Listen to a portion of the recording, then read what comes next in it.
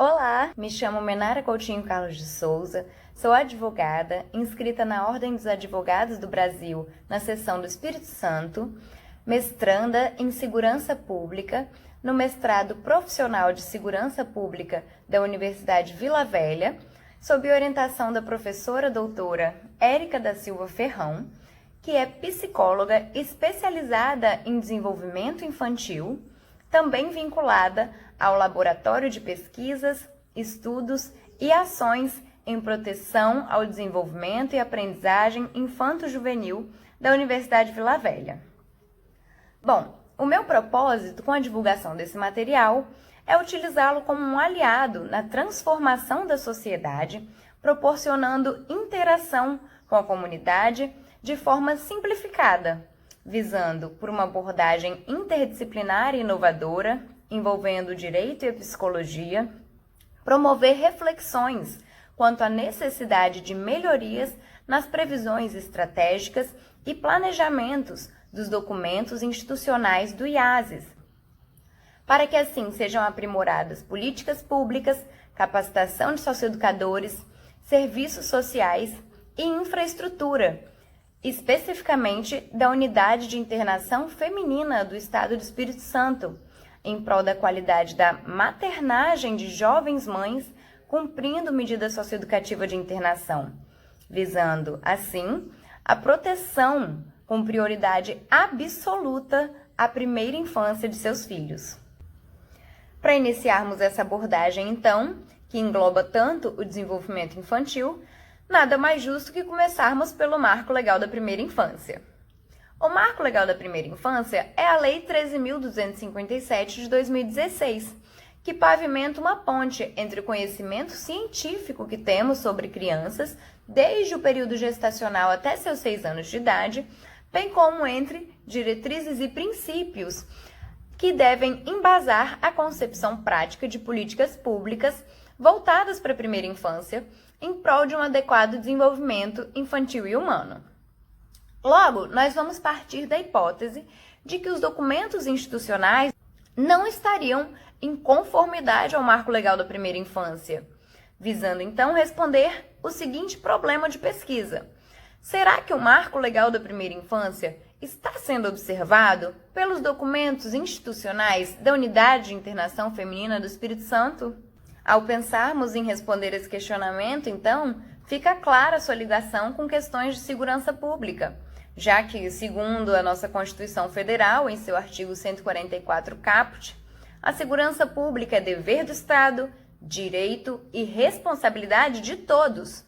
e é exercida para a preservação da ordem pública e da incolumidade de pessoas e do patrimônio. Sendo que, ao tratarmos de incolumidade de pessoas, estamos aí falando especialmente desses menores impúberes, desses bebês, dessas crianças, nascidas já atreladas a uma lógica de prestação de medida socioeducativa por conta do cumprimento por parte de suas mães. Sendo que a seguridade de direitos nesse meio socioeducativo compõe a segurança pública, na medida em que, havendo ordem pública, se teria uma preservação da paz social. Ao pensar em paz social em um meio de cumprimento de medidas socioeducativas, logo nos vem à mente a perspectiva de garantia de direitos, de quebra de vulnerabilidades, o que certamente pode influenciar positivamente para o rompimento de um ciclo delituoso. Não que vulnerabilidades sejam fatores determinantes para que ocorra o comportamento delituoso, mas certamente podem influenciar nesse sentido. Sendo assim, o estímulo a fatores de proteção e o rompimento com fatores de risco é de relevância imprescindível para garantir um sadio desenvolvimento físico e psíquico dessas crianças gestadas ou que convivem nos seus primeiros anos de vida, inseridas nessa realidade do sistema socioeducativo espírito-santense. Falar em fatores de proteção, então, é falar em uma política preventiva em saúde, conforme busca resguardar o Estatuto da Criança e do Adolescente em seu artigo 7º. A título informativo, como fatores de risco, temos, por exemplo, privações emocionais, exposição a eventos estressores e exposição à violência. os quais podem ser somatizados pela ausência de afeto e cuidados adequados da mãe, devendo sempre as crianças serem tratadas com observância ao princípio da prioridade absoluta e princípio do melhor interesse da criança, resguardados pela Lei 13.257 de 2016, bem como pelo aludido Estatuto da Criança e do Adolescente. Nesse sentido, é válido destacar ainda que o Marco Legal da Primeira Infância traz previsões no sentido de haver atenção humanizada à gestação, parto e puerpério, atendimento pré, pós e perinatal pelo SUS, atendimento em prol da saúde, nutrição e orientações sobre aleitamento, alimentação complementar, desenvolvimento infantil e cultivo de laços afetivos. Ou seja, haver essa atenção à criança, mesmo antes de seu nascimento, é fundamental, já que exposta a influências do meio externo. E como principal fator de proteção, nós temos a maternagem.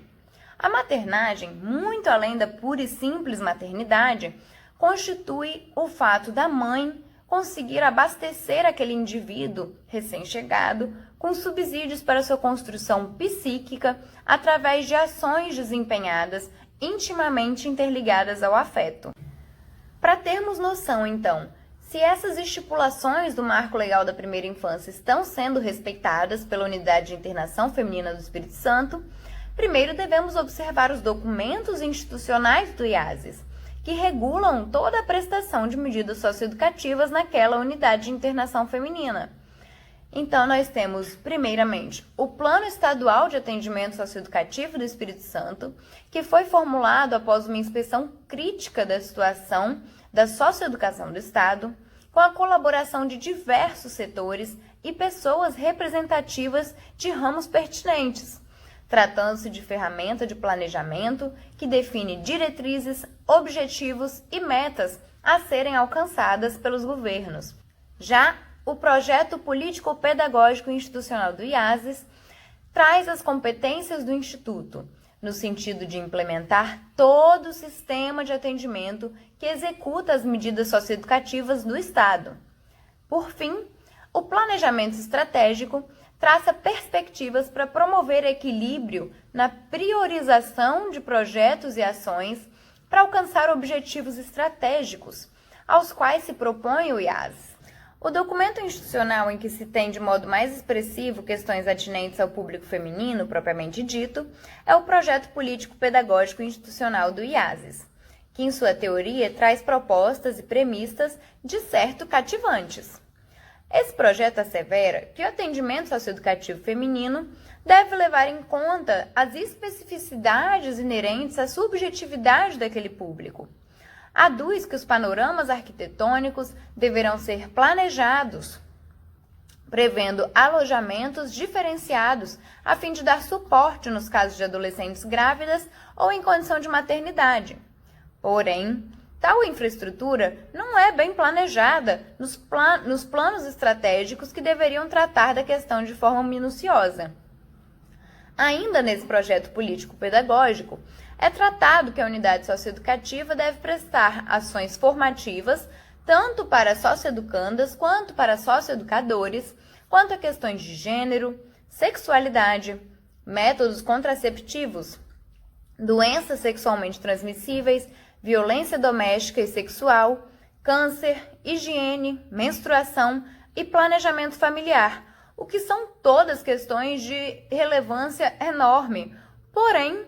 não são abordadas propostas práticas e factíveis de aprimoramento de vínculos familiares, sobretudo entre mães e filhos, ou estímulo ao afeto. Esse projeto trata ainda do direito à saúde, por meio de atendimento integral pelo SUS, voltado para ações de proteção, prevenção e recuperação da saúde, seja mental ou sexual, com uma equipe capacitada e equipada com infraestrutura e equipamentos adequados, mas, uma vez mais, não aborda o papel da mãe enquanto orientadora psíquica de seu filho para a saúde dele. Então, vemos aí uma falta de implementação de políticas públicas e previsões no sentido de garantir a saúde desse menor, desse infante, do filho dessas jovens mães. Outra questão que chama atenção diz respeito ao direito à convivência familiar e comunitária.